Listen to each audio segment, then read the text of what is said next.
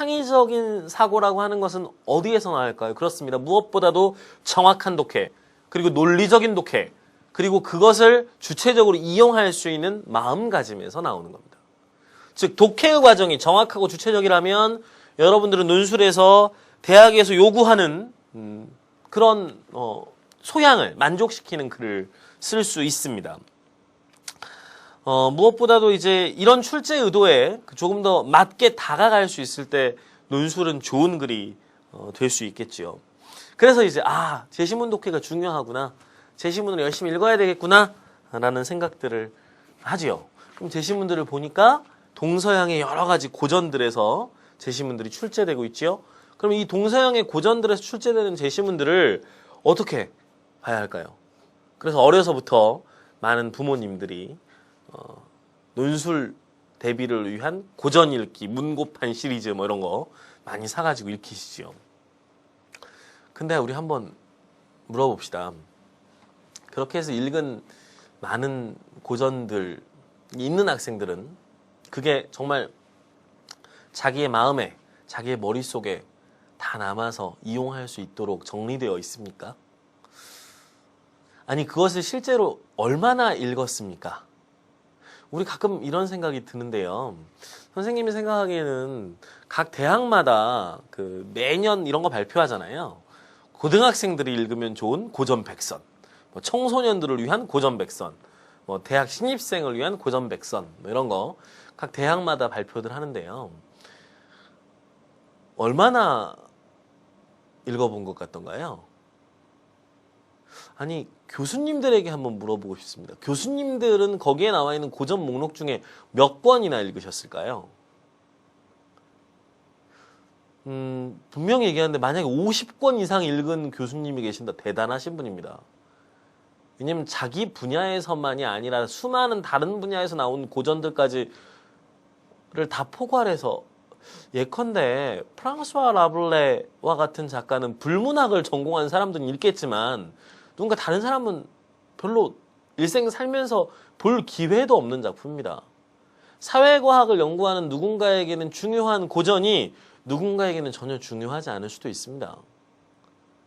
때문에 대학의 고전 목록이라고 하는 것도 분과학문의 구조 안에서 각 분과학문에 해당 교수들이 이 학문 영역에서 중요하다고 생각하는 것을 추천한 목록이기 때문에 그 목록 자체가 어때요?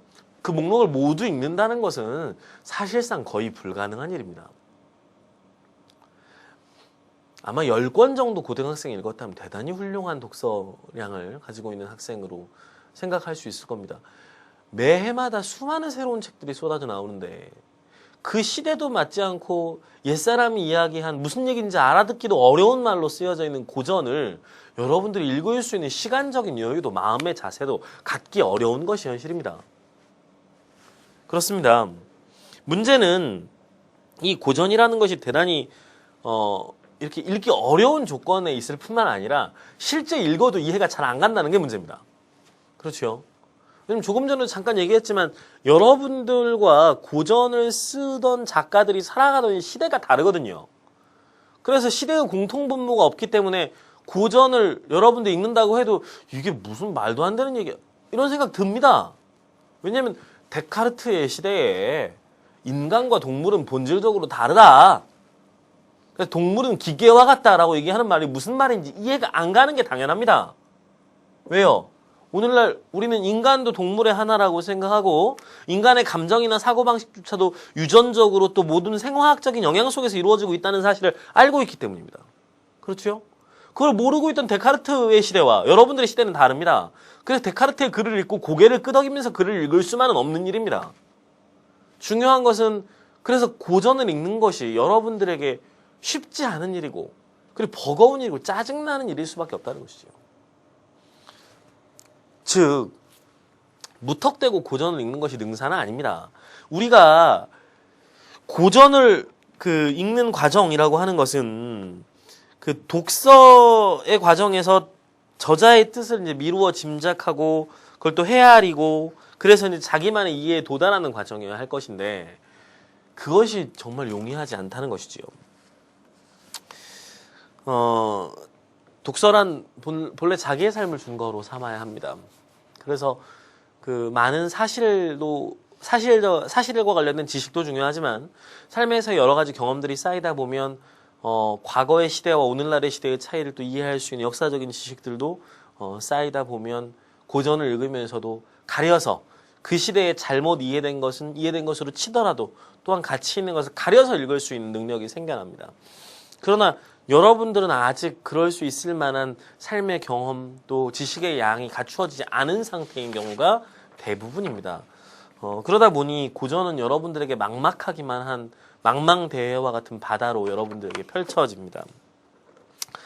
그래서 이런 바다에 들어가고 싶은 욕망은커녕 들어갈 엄두조차 나지 않는 것이 우리 현실이지요. 물론 고전의 수많은 지식과 또 암과 지혜의 고갱이가 가득한 바다가 펼쳐져 있지만 우리가 그 안에 들어가지 못한다면, 그 안에 들어가서 가라앉아 버린다면 그것은 아무것도 얻을 수 없는 것과 다름없을 것입니다. 하지만 고전이라고 할지라도 그것이 무슨 그 신비한 비기를 담은 경전이거나 혹은 결코 이해할 수 없는 철옹성 같은 그런 것은 아닙니다.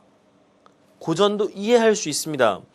중요한 것은 독해의 원리를 이해하고 또 차분하고 당당하게 쫄지 않고 고전과 맞설 수 있는, 즉 고전의 제시문의 저자들에게 주눅들지 않고 내가 서 있는 이 세계에서 그 고전을 당당하게 평가하면서 바라볼 수 있는 시선을 여러분들이 가질 수 있다면 고전도 어려운 글만은 아닙니다. 그래서 우리는 먼저 독해의 원리를 쭉 이해하는 수업들을 진행하고 그리고 이걸 바탕으로 논술에 많이 출제되는 고전 제시문들을 여러분들이 고전을 한 번도 읽지 않았더라도 그 책을 읽어본 적이 없다 하더라도 독해할 수 있는 능력을 갖도록 만드는 것이 이번 읽기의 왕 선생님이 진행하는 30강의 기본 목표입니다. 그래서 읽는 즐거움을 가질 수 있을 때 쓰는 즐거움을 가질 수 있습니다.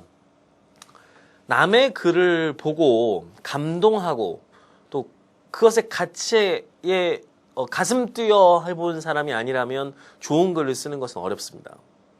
왜냐하면 좋은 글을 볼 줄 아는 사람이, 좋은 글에 감동받을 수 있는 사람이 다른 사람을 감동시키고 또 다른 사람의 마음을 움직일 수 있는 그런 글을 쓸 수 있는 것이기 때문입니다. 때문에 고전을 읽으면서 감탄하고 감동하고 가치를 발견하고 그러면서 멋있는데 이 사람 정말 괜찮은데 라는 느낌들을 얻을 수 있다면 여러분들의 글도 여러분들의 사고력도 변해갈 것입니다. 그래서 글쓰기를 즐기고 또 고전을 읽을 수 있는 능력을 여러분들이 갖출 수 있는 것이 논술의 기초이고 바탕이 될 수 있습니다.